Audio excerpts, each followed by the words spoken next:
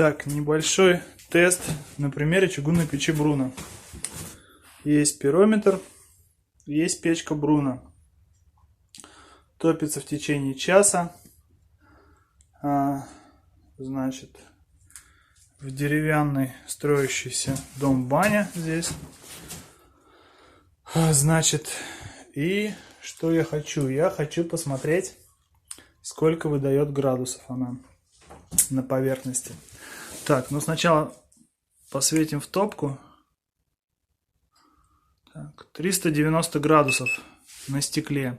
393 градуса. Так, на самой поверхности 218 градусов. На самом выходе из дымохода 256. Ну, пирометр китайский, немножко может врать, но тем не менее порядок цифр.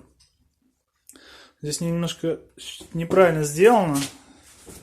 Вот эта вот плита фасадная, нечиха. Она, конечно, у нее другой класс горючести.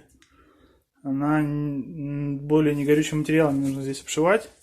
И вот там видно возле трубы, вот здесь вот, немножко она подобуглилась.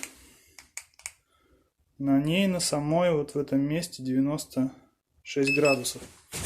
Просвещу за термоизоляцией на втулке. Вот если туда посветить, ну там 37-34 градуса, то есть достаточно безопасно.